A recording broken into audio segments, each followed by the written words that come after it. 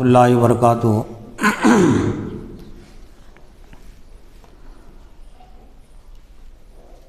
اعوذ باللہ من الشیطان الرجیم، بسم اللہ الرحمن الرحیم۔ قل اعوذ برب الناس ملک الناس الہ الناس من شر الوسواس الخناس الذی یوسوس فی صدور الناس من الجنۃ والناس۔ صدق اللہ العظیم۔ محترم اساتذہ کرام اور عزیز طلبہ، آج کے اس ہفتے واری اجتماع کے اختتام کے موقع سے سلسلہ درس قرآن کے تحت سورہ ناس کا درس ہے۔ ناس کے معنی لوگوں کے ہیں، الناس یعنی لوگ۔ تو چونکہ اس صورت میں ناس کا لفظ آیا ہے، بلکہ 5 مرتبہ ناس کا لفظ آیا ہے۔ قل اعوذ برب الناس ملک الناس الہ الناس، پھر اور فی صدور الناس من الجنۃ والناس۔ تو 5 مرتبہ اس میں ناس کا یعنی لوگوں کا تذکرہ آیا ہے۔ اس صورت کی ایک حیثیت یہ بھی ہے کہ یہ قرآن مجید کی ایک طرح سے آخری صورت ہے، نزول کے لحاظ سے نہیں، قرآن مجید کی ترتیب کے لحاظ سے ایک طرح سے یہ اختتامی صورت ہے۔ قرآن مجید کی ترتیب کا جو اختتام ہے وہ اس صورت پر ہوا ہے۔ جس طرح سے قرآن مجید کا افتتاح سورہ فاتحہ سے ہوا ہے، تو قرآن مجید کا اختتام سورہ ناس پر ہوا ہے۔ اور جو چیز افتتاح کی حیثیت سے تعلق رکھتی ہے، آغاز ابتدا، اس کی بھی بڑی اہمیت ہوتی ہے، اور جو چیز اختتام سے تعلق رکھتی ہے وہ بھی بہت اہم ہوتی ہے۔ تو اس لحاظ سے جس طرح سے سورہ فاتحہ اہم سورت ہے، قرآن مجید کا ایک طرح سے وہ مقدمہ ہے، اس کا ابتدائیہ ہے، دیباچہ ہے، تو سورہ ناس ایک طرح سے قرآن مجید کی ایک طرح سے اختتام ہے۔ جو قابل مصنف رہتے ہیں یا قابل مقرر مربی ہوتے ہیں تو ان کی ایک پہچان یہ ہوتی ہے کہ اپنے کلام کا وہ نچوڑ اور خلاصہ شروع میں پیش کر دیتے ہیں، اور آخر میں بھی اپنی تقریر کا، اپنی تصنیف کا نچوڑ خلاصہ آخر میں پیش کر دیتے ہیں، تاکہ لوگوں کے وہ بات ذہن نشین رہے۔ تو یہ سورہ ناس بھی اگرچہ چھوٹی سی صورت ہے، سورہ فاتحہ بھی چھوٹی سی صورت ہے، بہت بڑی صورت نہیں ہے، لیکن وہ بھی اپنے مضامین کے لحاظ سے، پیغام کے لحاظ سے بڑی جامع صورت ہے۔ تو سورہ ناس بھی پیغام کے لحاظ سے بڑی جامع ترین صورت ہے، اور سورہ فاتحہ کے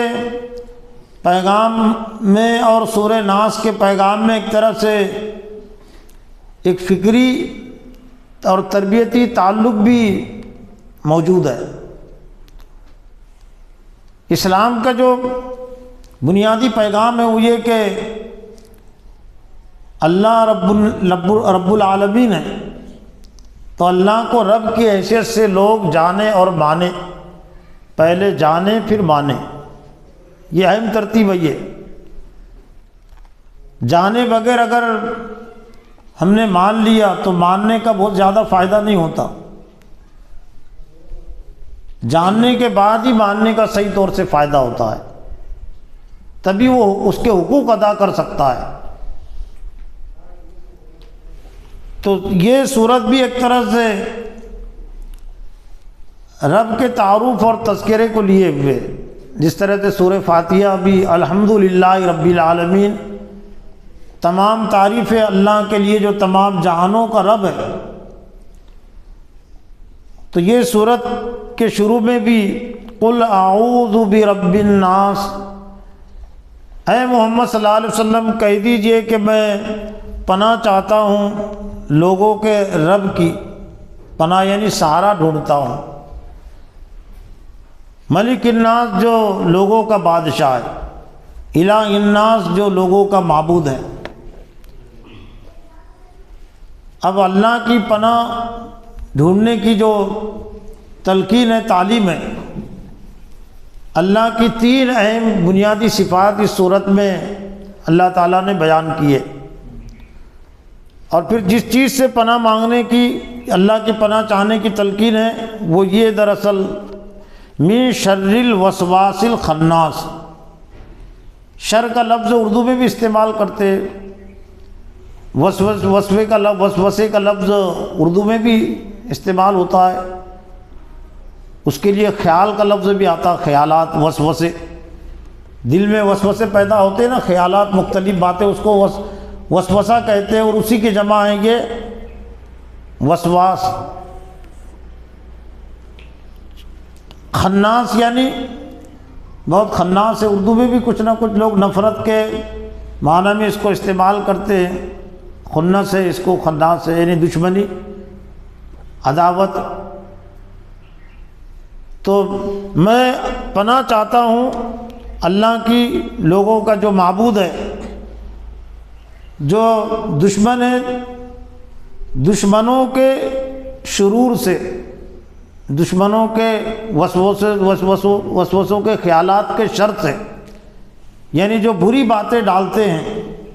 اب کون ڈالنے والے ہیں؟ تو سورت کے آخر میں اللہ نے پیش کیا الذی یوسوس فی صدور الناس من الجنۃ والناس، جو وسوسہ ڈالتا ہے، ایک کی طرف اشارہ ہو، جو وسوسہ ڈالتا ہے، جو خناس، جو دشمن ہے، بار بار پلٹ کر کے بھی ترجمہ مفسرین نے کیا کہ اس لیے بار بار شیطان اور شیطان کے جو چیلے یہ حملہ آور ہوتے ہیں۔ شیطان کو چونکہ قیامت تک کے لیے ڈھیل اور مہلت دی گئی ہے، اس لیے وہ کبھی بعد نہیں آتا اور مایوس بھی نہیں ہوتا، صرف ایک ہی ہے اس کے حملے سے بچنے کا راستہ کہ ایک تو اللہ کی پناہ میں ہم آئے، لیکن اللہ کی پناہ اسی وقت ملتی ہے جبکہ ہم بندگی سے جڑے رہے، اللہ کی بندگی اور اس کی اطاعت سے اگر کوئی جڑا ہوا ہے تو پھر شیطان کو موقع نہیں رہتا، ورنہ جو بندگی سے ہٹا ہوا ہے اور پھر وہ زبان سے صرف شیطان سے پناہ چاہے کہ میں شیطان سے پناہ چاہتا ہوں، اس پر لعنت اور ملامت بھیجتا ہوں، تو شیطان کو اس سے کوئی فرق نہیں پڑتا، وہ اپنا کام کرتے رہتا ہے۔ تو الذی یوسوس فی صدور الناس، صدر کے معنی سینے کے ہوتے ہیں، لیکن قرآن مجید میں سینے کو دل کے طور پر بھی پیش کیا گیا، اس لیے کہ دل سینے میں ہوتا ہے، یہ حصے کو سینہ کہتے ہیں، صدر، اس لیے اس کو صدری بھی کہتے ہیں، عام طور سینے پر یہ پہنی جاتی ہے اس لیے اس کو صدری کہتے ہیں۔ رومال کا لفظ بھی، تو معنی پر بھی کبھی غور کر لیا کرو، بہت سارے اس میں علم میں اضافہ ہوتا ہے، روح الگ ہے، مال الگ ہے۔ روح کس کو کہتے ہیں؟ روح نہیں، روح ایسے نہیں، روح چہرے کو کہتے ہیں، مال یعنی لٹکا ہوا، مالا یمولو یعنی لٹکا ہوا، تو چونکہ رومال جو ہے تو عام طور سے چہرے پر لٹکا ہوا ہوتا ہے، اس لیے اس کو رومال کہتے ہیں، یعنی چہرے پر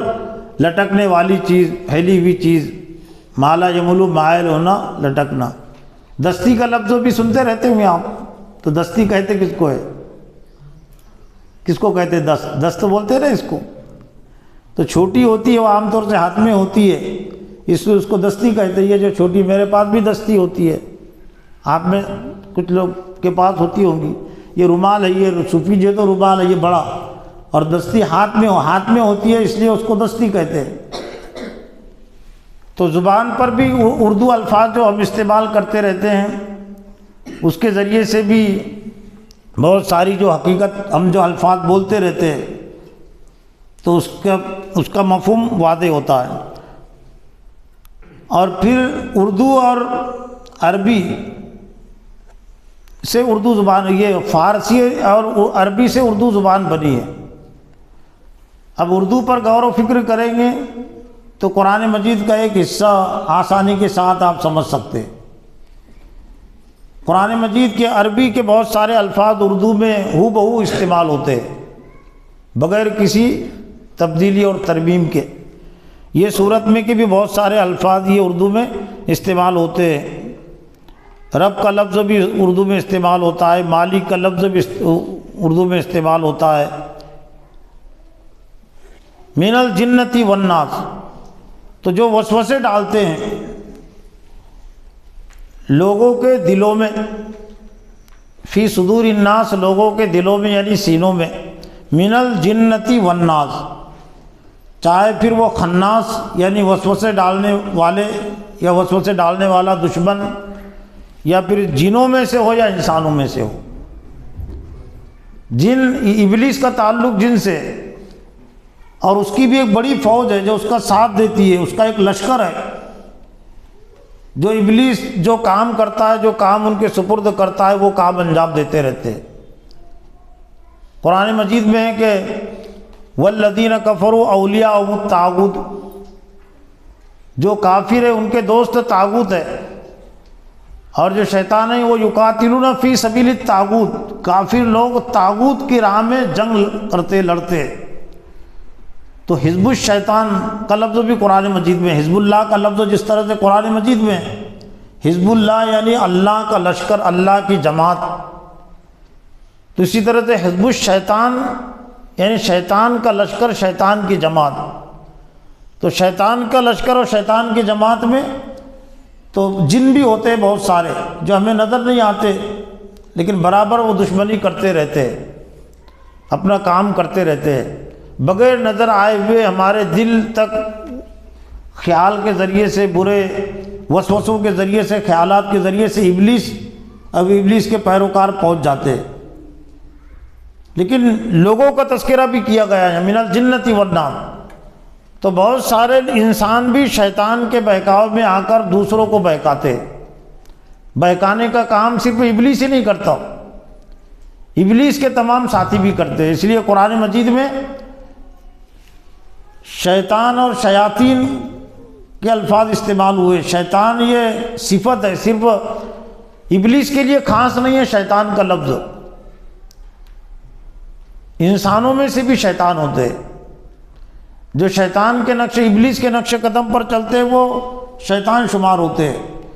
سورہ بقرہ کے دوسرے رکوع میں منافقین کی صفات میں اللہ تعالیٰ نے شیاطین کا لفظ استعمال کیا. وَإِذَا خَلَوْا إِلَىٰ شَيَاطِينِهِمْ قَالُوا إِنَّا مَعَكُمْ إِنَّمَا نَحْنُ مُسْتَهْزِئُونَ. اور جب یہ منافقین جب اپنے شیطانوں کے پاس جاتے تو کہتے کہ ہم تمہارے ساتھ، ہم تو ایمان والوں کو مذاق اڑاتے. تو کس کے پاس جاتے تھے؟ وہ ابلیس کے پاس تو نہیں جاتے تھے، اور ابلیس کو کوئی دیکھ بھی نہیں سکتا، جنوں کو کوئی دیکھ نہیں سکتا. لیکن جو کفر کے، شرک کے، منافقین کے جو سرگنے تھے، ان کے جو لیڈر تھے، ان کے پاس جاتے تھے. تو ان کے پاس جانے کو قرآن مجید میں اللہ نے فرمایا کہ خلو الی شیاطینہم، جب وہ اپنے شیطانوں کے پاس جاتے ہیں. تو جس طرح سے شیطان سے بچ کر زندگی گزارنا ضروری ہے، تو شیطان کے جو چیلے ہوتے ہیں، شیطان کے راستے پر جو چلتے ہیں اور شیطان کے راستے کی طرف بلاتے ہیں، تو ان سے بھی اللہ کی پناہ چاہنے کی تلقین کی گئی. یعنی گویا کہ ان سے نفرت اور بیداری کا اظہار کرے اہل ایمان، محبت کا اظہار نہ کرے، ان سے قربت اختیار نہ کرے، بلکہ دوری اختیار کرے. تو میں پناہ چاہتا ہوں اللہ کی جو خناس سے، دشمن سے، برے شخص سے، برے فرد سے جو وسوسہ ڈالتا ہے لوگوں کے دلوں میں، من الجنتی والناس، چاہے وہ جنوں میں سے ہو یا پھر انسانوں میں سے ہو۔ انسانوں میں سے اگر ہوں گے تو انسانوں میں سے مطلب یہ کہ جو غلط باتیں وہ ڈالتے رہتے ہیں، لیکن شیطان کا جو طریقہ ہے خیر خواہ کے حیثیت سے وہ آتا ہے۔ حضرت آدم اور حضرت حوا کے پاس بھی جو آیا تھا جس کا تذکرہ قرآن مجید میں، انی لکما لمن الناصحین، اس نے کہا کہ میں تم دونوں کے لیے خیر خواہ ہوں، اور یہ اللہ نے تم کو جو درخت کے کھانے سے منع کیا ہے تو اس وجہ سے منع کیا ہے کہ کہیں تم ہمیشہ کے لیے جنت میں نہ رہ جاؤ، اور اللہ تعالیٰ تم کو ہمیشہ جنت میں نہیں رہنے دینا چاہتا۔ هل ادلک علی شجرۃ الخلد وملک لا یبلی، کیا میں تمہیں ایسا درخت بتاؤں جو ہمیشہ جنت میں تمہیں رکھ سکے اور تمہاری بادشاہت ہمیشہ باقی رہے۔ اور یہ جو اللہ نے منع کیا ہے تو اس لیے منع کیا ہے کہ اللہ تم کو جنت سے نکالنا چاہتا ہے۔ وہ قاسمہما، قسم بھی کھایا اس نے،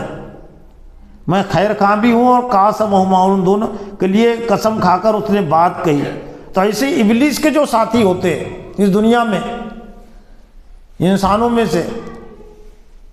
پارٹیوں کی صورت میں بھی ہوتے ہیں، حکومت کی صورت میں بھی، انفرادی طور سے بھی اور اجتماعی طور سے بھی بہت سارے ادارے، بہت ساری پارٹیاں اور بہت ساری حکومتیں اہل ایمان کو بہکاتے ہیں، رائے راستے سے ہٹانے کی کوشش کرتے ہیں۔ اور آج اگر ہم امت مسلمہ کا جائزہ لیں تو امت مسلمہ کی اکثریت ہم یوں کہہ سکتے ہیں کہ وہ شیطان کے بہکاوے میں اور شیطان کے چیلوں میں بہکاوے میں آ کر وہ زندگی گزار رہے ہیں۔ بہکانے کے جو طریقے ہیں، تدبیریں ہیں، مختلف تدبیریں ابلیس اور ابلیس کے پیروکاروں کے پاس ہوتی ہے، لیکن ان میں سے ایک تدبیر ڈر کی ہوتی ہے، ڈراتے ہیں۔ قرآن مجید میں ذالکم الشیطان انما ذالکم الشیطان یخوف اولیاءہ فلا تخافوہم وخافونی، جنگ احد سے متعلق یہ آیتیں نازل ہوئی کہ تمہارا جو اصل شیطان ہے وہ جو ڈراتا ہے اپنے اولیاء سے، اپنے دوستوں سے، کہ اگر تم نے ایسا نہیں کیا تو تمہارا ایسا ہو جائے گا، تمہاری جان چلی جائے گی، تمہارا گھر برباد ہو جائے گا، مال برباد ہو جائے گا، دنیا کے نقصان سے یہ ڈراتا ہے شیطان۔ اس لیے اللہ تعالیٰ نے اس کو ایک آزمائش قرار دیا اہل ایمان کے لیے کہ دین پر قائم رہنے کے نتیجے میں اگر ڈرایا جا رہا ہے تو وہ آزمائش ہے تمہارے لیے، اور اس آزمائش پر ثابت قدم رہو۔ وَلَنَبْلُوَنَّكُمْ بِشَيْءٍ مِّنَ الْخَوْفِ وَالْجُوعِ وَنَقْصٍ مِّنَ الْأَمْوَالِ وَالْأَنفُسِ وَالثَّمَرَاتِ وَبَشِّرِ الصَّابِرِينَ، یہ 5 چیزیں آزمائش کا ذریعہ ہے۔ تو گویا کہ یہ 5 چیزوں کا سہارا لے کر شیطان اور شیطان کے چیلے انسانوں کو دور کرنے کی کوشش کرتے ہیں، ڈر کے ذریعے، بھوک کے ذریعے، جانوں اور مالوں میں کمی کر کے، کھیتیوں کی آمدنی میں کمی کر کے، نقصان سے ڈرا کر بندگی کے راستے سے ہٹاتے ہیں۔ لیکن اہل ایمان کی جو ذمہ داری ہے وہ یہ کہ اپنے راستے پر قائم رہے۔ تو یہ صورت میں اللہ تعالیٰ نے قل اعوذ برب الناس، آپ کہہ دیجئے کہ میں پناہ چاہتا ہوں۔ ایک اس میں ایک اہم بات یہ ہے کہ اللہ کی پناہ کے بغیر کوئی اس دنیا میں مومن کی حیثیت سے زندگی نہیں گزار سکتا۔ اللہ کی پناہ اس کے لیے ضروری ہے، اللہ کا سہارا اس کے لیے ضروری ہے، شیطان کے دھوکے سے بچنے کے لیے، شیطان کے حملے سے بچنے کے لیے۔ لیکن اللہ نے کچھ تدبیریں لگائی ہے، کچھ شرطیں لگائی ہے کہ جو دل سے اللہ کی پناہ چاہے گا اللہ اسی کو پناہ دے گا، جو اللہ کی پناہ نہیں چاہے گا تو اللہ کی پناہ دے گا اسے۔ اور صرف وہ زبان سے نہیں، اپنے عمل سے بھی وہ ثابت کرے کہ میں اللہ کا فرما بردار ہوں۔ اور اس کی آخری اہم جو صورت اور شکل ہے وہ ہے قرآن کی اطاعت اور پیروی، قرآن سے وابستگی۔ اس لیے قرآن کا ایک تعارف یہ بھی ہے کہ لا یأتیہ الباطل من بین یدیہ ومن خلفہ، باطل نہ اس کے آگے سے آ سکتا ہے نہ پیچھے سے آ سکتا ہے۔ یعنی قرآن کا دائرہ ایسا ہے کہ اگر کوئی قرآن کے دائرے میں زندگی گزارتا ہے تو پھر شیطان کا کوئی داؤ پیش نہیں چلتا، شیطان کا کوئی اثر اس پر نہیں ہوتا۔ اس کی حفاظت ہو جاتی ہے۔ جیسا کہ اللہ نے قرآن مجید کی حفاظت کی ضمانت لی، تو جو قرآن کی اطاعت اور پیروی میں زندگی گزارتے تو ان کی حفاظت کی ضمانت بھی اللہ تعالیٰ لیتا ہے، وہ اللہ کی حفاظت میں آ جاتے ہیں۔ تو اگر تو گویا کہ سورت کا ایک پیغام یہ ہے کہ ہم اللہ کی بندگی کے دائرے میں رہے، اللہ کی پناہ میں ہم رہے، اس کی پناہ سے ہم الگ نہ ہوں۔ اعوذ برب الناس، اور پھر رب کی جو صفت، اللہ کی جو صفت یہاں لائی گئی وہ رب کی صفت ہے۔ رب کے معنی فرما روا کے، حکمراں کے، قانون ساز کے۔ تو اللہ کو صرف اللہ مان لینا کافی نہیں، اللہ کو رب ماننا ضروری ہے۔ اور یہ اسلام کا بہت بنیادی عقیدہ ہے، بہت اہم عقیدہ ہے، اور اتنا اہم عقیدہ ہے کہ اللہ تعالیٰ نے ہماری پیدائش سے پہلے ہم سے جو عہد و پیمان لیا تھا وہ ربوبیت ہی کا عہد تھا۔ وَإِذْ أَخَذَ رَبُّكَ مِن بَنِي آدَمَ مِن ظُهُورِهِمْ ذُرِّيَّتَهُمْ وَأَشْهَدَهُمْ عَلَىٰ أَنفُسِهِمْ أَلَسْتُ بِرَبِّكُمْ قَالُوا بَلَىٰ۔ سورہ اعراف کی آیت غالباً یہ کہ وہ وقت یاد کرو کہ اللہ نے حضرت آدم علیہ السلام کی پشت سے، ان کی پیٹھ سے، ان کی ذریت کو، اولاد کو نکالا۔ اب وہ نکالنے کی کیا کیفیت صورت رہی ہوگی اللہ ہی کو معلوم ہے، لیکن بہرحال یہ کہ جتنی روحیں پیدا ہونے والی تھی قیامت تک اس دنیا میں، ان تمام روحوں کا سر چشمہ اقتدار حضرت آدم علیہ السلام کی ذات کو اللہ نے قرار دیا، ان کی پشت میں روحیں رکھ دی تھی، اور پھر سب کو نکال کر ایک شعور عطا کر کے ایک عہد ان سے لیا، الست بربکم، کیا میں تمہارا رب نہیں ہوں؟ الست باللہ کی بات نہیں تھی وہاں بھی، الست باللہ کی بات، الست بربکم کی بات تھی کہ کیا میں تمہارا رب نہیں ہوں، کیونکہ وہاں پر کوئی رب سے ہٹانے والی کوئی طاقت اور قوت نہیں تھی، نہ نفس تھا نہ ابلیس تھا، تو سب نے جواب دیا۔ اس میں کافر کی روحیں بھی تھی، سب نے جواب دیا تھا، لیکن ہم وہ بھول جاتے ہیں، اللہ کے جو نافرمان ہیں وہ اس عقیدے کو بھول جاتے ہیں، اور اسی کی یاد دلانے کے لیے اللہ تعالیٰ نے پھر انبیاء کا سلسلہ جاری کیا، انبیاء کے پیروکاروں کا سلسلہ قیامت تک رہے گا، اور پھر اللہ تعالیٰ نے خاص طور سے اہل ایمان کو اس عقیدے سے جوڑنے کے لیے اذان اور نماز کے ذریعے سے اس کا بہت مضبوط نظم کر دیا۔ مضبوط نظم اس لحاظ سے کہ نمازیں تو 5 ہی ہے، لیکن رب کی تعلیم اور تلقین 5 مرتبہ نہیں ہے نا۔ سورہ فاتحہ ہی کو اگر ایک لے تو سورہ فاتحہ کتنی مرتبہ پڑھی جاتی ہے؟ جتنی رکعتیں اتنی مرتبہ پڑھی جاتی ہے،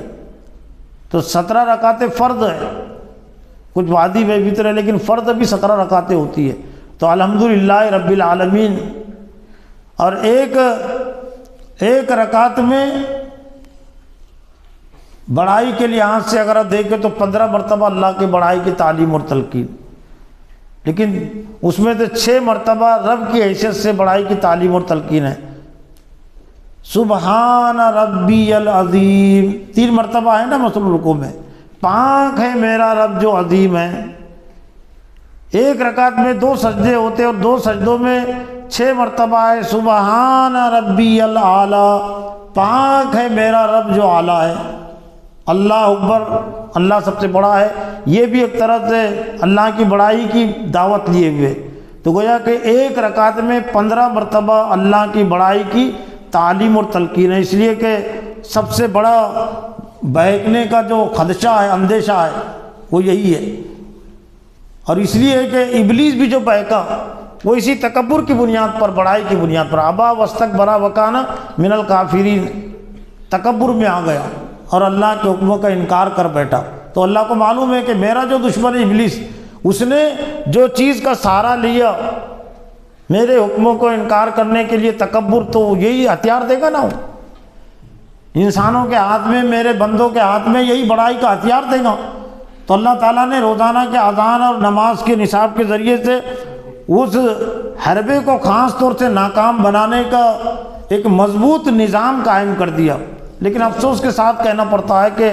اذان دینے والے بھی، نماز پڑھنے والے بھی اپنے آپ کو بڑا سمجھتے ہیں، خاندان کو بڑا سمجھتے ہیں، حکومت کو بڑا سمجھتے ہیں، اور کسی چیز کو بڑا سمجھتے ہیں۔ تو یہ اذان اور نماز کے خلاف ہے، اللہ کو رب ماننے کے یہ ایک طرح کے خلاف ہے۔ تو میں جو لوگوں کا رب ہے، تو گویا کہ یہ سورہ ناس اس عقیدے سے بھی جوڑتی ہے۔ جہاں قرآن مجید مکمل ہو رہا ہے تو اللہ تعالیٰ نے ایک طرح سے وہ عقیدہ بھی ان کو یاد دلایا کہ تمہاری پیدائش سے پہلے ہمارے سامنے تم نے اس بات کا اقرار کیا تھا، کیوں نہیں یہاں بھی ہمارے رب ہے۔ اور پھر یہی ترتیب کو اللہ تعالیٰ نے بعد میں بھی باقی رکھا۔ سورہ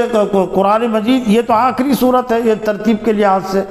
لیکن نزول کے لحاظ سے جو سب سے پہلی آیت ہے قرآن مجید کی وہ سورہ علق کی ابتدائی آیات ہے، تو اس میں بھی اللہ تعالیٰ نے رب ہی کا تذکرہ کیا، رب ہی کا تعارف پیش کیا۔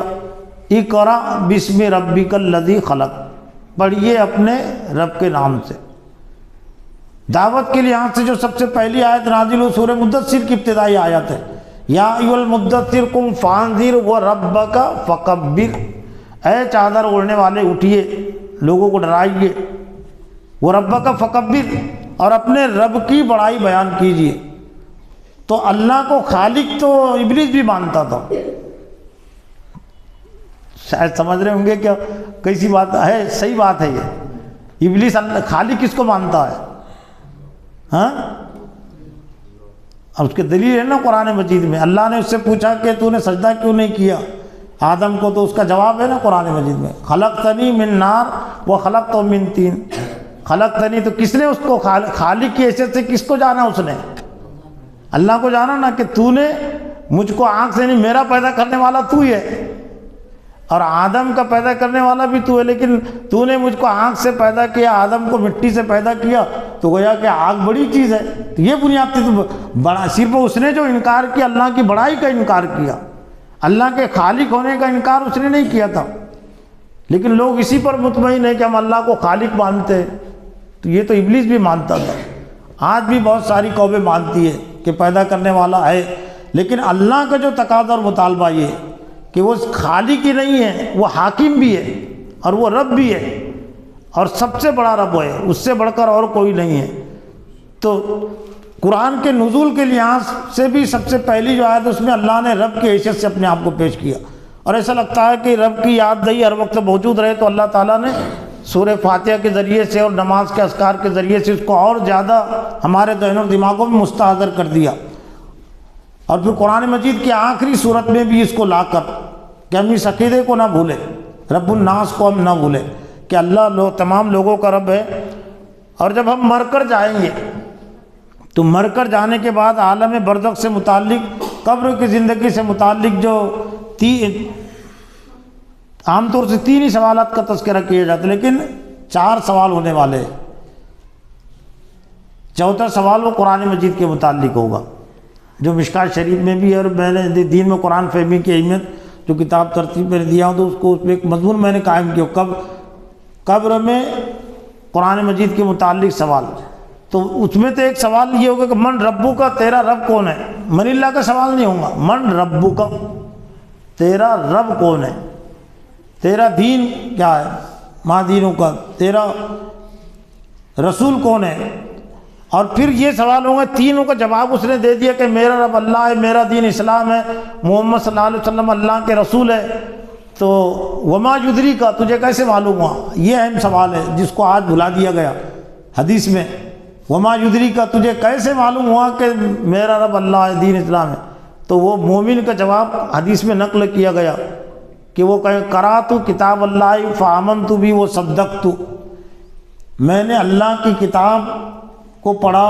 اور اس پر ایمان لایا اور اس کی تصدیق کی، یعنی تیری کتاب میں موجود تھا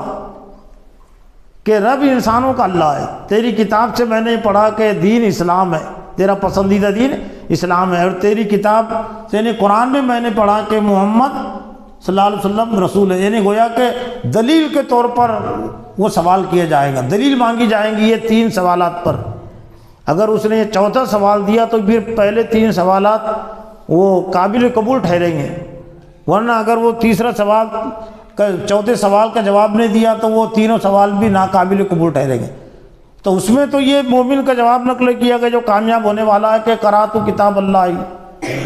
وآمنت بھی وصدقت، تو میں نے تبصرہ کرتے پھر اس میں لکھا کہ کم از کم ہر مسلمان کو اس درجے میں تو آنا چاہیے، اگر پڑھنا نہیں آتا تو یہ کہہ سکے سمعت کتاب اللہ، میں نے اللہ کی کتاب سے یہ سنا تھا، اللہ کی کتاب کسی نے مجھ کو سنایا تھا تو مجھ کو کتاب کے ذریعے سے معلوم ہوا کہ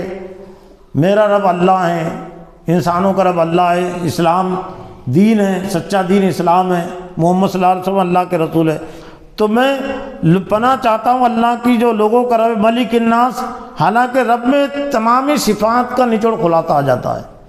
اللہ کی جتنی صفات ہیں 99 صفات، تمام صفات کا نچوڑ خلاصہ وہ صفت رب موجود ہے۔ جس طرح سے سورہ فاتحہ میں قرآن مجید کی تمام آیتوں کا، صورتوں کا نچوڑ خلاصہ ہے، لیکن الگ سے اور اس کی وضاحت کے لیے جو باتیں اہم ہیں اللہ کے عقیدے سے متعلق، تو اللہ تعالیٰ نے کھول کھول کر بھی اس کو بیان کیا ہے، تاکہ کسی کے لیے کوئی موقع باقی نہ رہے بہکنے کا اور اس سے الگ رہنے کا۔ تو کوئی یہ نہ سمجھے کہ وہ اللہ کو ہم نہ مانتے لیکن مالک ہمارا کوئی اور ہے، مالک ہمارا میں اپنے آپ کا مالک ہوں، یہ حکومت ہے جن کی یہ مالک ہے، زمین کے مالک اور انسان ہے، تو نہیں، ملک الناس، لوگوں کا مالک بھی وہی ہے، رب بھی وہی ہے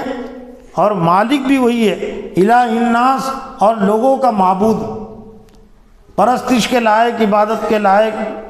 الہ جس کے سامنے جھکا جائے، حاجت روا، مشکل کشا جس کو سمجھا جائے، تو وہ بھی صرف اللہ ہی ہے۔ من شر الوسواس الخناس، تو ہر جو خناس جو دشمن ہے انسانوں اور جنوں میں سے، اور جو برے وسوسے ڈالتے رہتے ہیں، تو ان سے ہم اللہ کی پناہ چاہے گویا کہ ان سے دور رہے، وہ خیال، برا خیال اپنے دل میں نہ آنے دے۔ اگر برا خیال اگر دل میں آتا ہے تو سمجھنا چاہیے شیطان کی طرف سے، خود بخود بغیر ارادے کے جو برے وسوسے آتے رہتے ہیں، تو اس سے متعلق تو کوئی زیادہ بات پوچھ ہونے والی نہیں ہے، لیکن سوچ سمجھ کر برے وسوسے لانا، شرک سے متعلق، زنا سے متعلق، بے حیائی سے متعلق، چوری سے متعلق، حسد جلن سے متعلق، تو ہر برے خیال سے متعلق پوچھ ہونے والی ہے۔ قرآن مجید میں ہے نا کہ ضرور ظاہر الاسمی و باطنہ، ضرور ظاہر الاسمی و باطنہ، بچو ظاہری گناہ سے بھی اور باطنی گناہ سے بھی۔ باطنی گناہ کو جو نظر نہیں آتے، جو دل اور دماغ میں ہوتے ہیں، اور اصل پہلے گناہ کا خیال دل میں پیدا ہوتا ہے، اس کے بعد عمل سے اس کا اظہار ہوتا ہے۔ ایسا ہو ہی نہیں سکتا کہ میں اس کے دل میں کچھ ارادہ نہیں، دل میں قتل کا ارادہ نہیں تھا لیکن قتل کر دیا، ایسا نہیں ہوتا۔ کسی کو ناحق قتل کرنے کا پہلے منصوبہ بناتا ہے، دل میں اس کا خیال لاتا ہے، ہر برے اور اچھے عمل سے متعلق بھی، اچھا عمل بھی پہلے دل میں اس کا خیال پیدا ہوتا ہے۔ تو اسی طرح اپنے دل اور دماغ کو ہم اچھے خیالات کا ہم عادی بنائیں، اچھے خیالات اس میں آئے، محفوظ بھی رہے، اور برے خیالات سے بچائے۔ تو اس کا واحد طریقہ یہ ہے کہ جو یہ چاہتا ہے کہ اچھے خیالات دل میں رہے، برے خیالات سے دل محفوظ رہے، تو اچھا سوچے، اچھا عمل کرے، تو پھر برے کام کے لیے جگہ باقی نہیں رہیں گے۔ اس لیے خالی رہنا یہ پسندیدہ نہیں ہے، کچھ نہ کچھ کام میں مصروف رہے۔ اگر وہ خالی رہیں گا تو شیطان اس دل اور دماغ کو استعمال کرے گا۔ وہ بظاہر ایسا لگتا ہے کہ میں کچھ نہیں کر رہا، لیکن شیطان برابر اس سے کام لے گا۔ اس لیے اچھے کاموں میں اپنے آپ کو رکھنا چاہیے۔ کوئی کام نہیں ہے تو پھر تدبر میں غور و فکر، خاموشی، زیادہ تر تدبر کا تعلق خاموشی سے ہے، اور خاموشی کی بھی بڑی فضیلت بھی ہے۔ ایک حدیث میں ہے کہ جب تم کسی بندے کو دیکھو، اذا رأیتم العبد یعطى فی الدنیا وقلۃ منطق فاقتربوا فإنہ یلقى الحکمۃ، اگر کسی بندے کو دیکھو کہ دنیا سے بے رغبتی اس کو ملی ہے، دنیا کی محبت اس کے دل کے اندر نہیں ہے، اور قلت منطق، کم گویائی، کم بات چیت کرتا ہے، تو فاقتربوا منہ، تو اس کی قربت اختیار کرو، فإنہ یلقى الحکمۃ، اس لیے کہ اس کے دل میں حکمت ڈالی جاتی ہے۔ تو سوچنے سمجھنے کے لیے، غور و فکر کے لیے خاموشی بھی ضروری ہے۔ اس لیے قرآن مجید میں اللہ نے اپنے محبوب بندوں کی جو صفات بیان کی، ان میں سے ایک صفت یہ بھی ہے کہ وہاں سے شروع ہوتی ہے یذکرون قیاما وقعودا وعلی جنوبہم، وہ اللہ کو یاد کرتے، ذکر کرتے ہیں، کھڑے ہوئے بھی، بیٹھے ہوئے بھی، اور پہلو پر گویا کہ لیٹے ہوئے بھی۔ وَيَتَفَكَّرُونَ فِي خَلْقِ السَّمَاوَاتِ وَالْأَرْضِ رَبَّنَا مَا خَلَقْتَ هَذَا بَاطِلًا سُبْحَانَكَ فَقِنَا عَذَابَ النَّارِ، اور جو تفکر کرتے، غور و فکر کرتے، فی خلق السماوات والارض، آسمان اور زمین کے پیدائش میں جو غور و فکر کرتے، اللہ کی پیدائش میں نہیں کہ اللہ کیسے پیدا ہوا، اللہ کا پیدا کرنے والا کون ہے۔ حدیث میں یہ بھی جب یہ بات آئے تو پھر اللہ کی پناہ چاہو شیطان کی طرف سے۔ ہاں اللہ نے جو چیزیں پیدا کی ہے مخلوقات میں غور و فکر کرتے ہیں، چاند و سورج کی پیدائش میں غور و فکر کرتے ہیں، اور جس نتیجے پر پہنچتے ہیں وہ نتیجہ یہ ہے کہ یہ سب چیزوں کا پیدا کرنے والا اللہ ہے۔ ربنا ما خلقت ھذا باطلا، اے ہمارے رب تو نے کوئی چیز عبث اور بیکار نہیں پیدا نہیں کی۔ سبحانک فقنا عذاب النار، تیری ذات پاک ہے اور تم کو دوزخ کی آگ سے بچا۔ تو یہ مختصر ترین صورت ہے، اور اس موقع سے میں اللہ تعالیٰ کا شکر بجا لاتا ہوں کہ چند 2-3 مہینہ پہلے میں نے منصوبہ بنایا تھا کہ آخری کی جو 10 صورتیں ہیں تو ہفتے واری اجتماع کے موقع سے ان 10 صورتوں کا درس انشاءاللہ ہوگا۔ تو اللہ آج کی یہ ایک طرح سے اس سلسلے کی تکمیل ہوئی ہے 10 صورتوں کی۔ اب یہ 1 مہینہ جو باقی ہے تو انشاءاللہ متفرق طور سے کچھ تذکیری گفتگو تو آئے گی،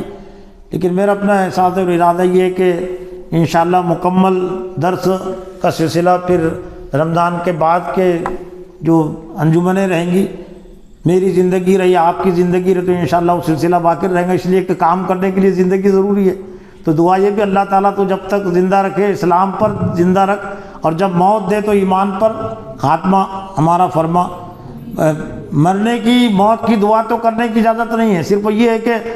اگر بہت زیادہ تو یہ کہنا چاہیے اللہ تعالیٰ تو جب تک میرے لیے زندگی بہتر ہے مجھ کو زندہ رکھ، اور جب موت میرے لیے بہتر ہے تو مجھ کو موت دے۔ تو انشاءاللہ چونکہ اچھا ارادہ ہے میرا بھی اور آپ کا بھی، تو اللہ تعالیٰ اس کا ضرور موقع بھی عطا کرے گا۔ تو انشاءاللہ سلسلہ پھر باضابطہ اور کچھ اہم صورتوں کا اہم رکوعات کا سلسلہ انشاءاللہ رہے گا۔ خواہش تو میری یہ ہے کہ جتنی ویسے آڈیو میں تو پورا کا پورا قرآن مجید ایک سلسلہ میں نے محفوظ کیا ہوں، مسجد اقصیٰ میں جو میں درس دیتا ہوں تو وہ تو 10-15 گھنٹے پر مشتمل ہے، لیکن ایک دور جو درس کا ہے میرا وہ محفوظ ہے، وہ ایک پین ڈراپ میں ہے محفوظ ہو، تقریباً 1400-1500 دروس ہے اس میں۔ جو طلبہ کو جس میں لینا چاہیں گے اس کو ڈال بھی دیں گے، لیکن اس میں سے کچھ دروس تو ڈالے گئے چینل پر، لیکن اب آج کل لوگ زیادہ ویڈیو کو پسند کرتے ہیں، وہ آڈیو میں آواز میں ہے صرف وہ جو شروع سے لے کر آخر تک جو قرآن مجید ہے 1400-1500 دروس پر مشتمل، تو انشاءاللہ وہ بھی ایک ہے۔ لیکن ایک اس میں یہ بھی ہے کہ ویڈیو میں بھی قرآن زیادہ حصہ پورا اگر آ جاتا ہے قرآن مجید تو یہ بھی اچھی چیز ہے، لیکن وہ ایک بڑا کام ہے۔ بہرحال اس میں اللہ تعالیٰ کی توفیق کی بھی ضرورت ہے، اللہ کی مدد کی بھی ضرورت ہے، اور مجھ کو بھی توجہ کی ضرورت ہے۔ اللہ تعالیٰ سے دعا ہے کہ اللہ تعالیٰ مجھے اور آپ کو قرآن مجید کی تمام صورتوں کو آیتوں کو سمجھنے اور عمل کرنے دوسروں تک پہنچانے کی توفیق عطا فرمائے۔ ربنا تقبل منا انک انت السمیع العلیم وتب علینا انک انت التواب الرحیم برحمتک۔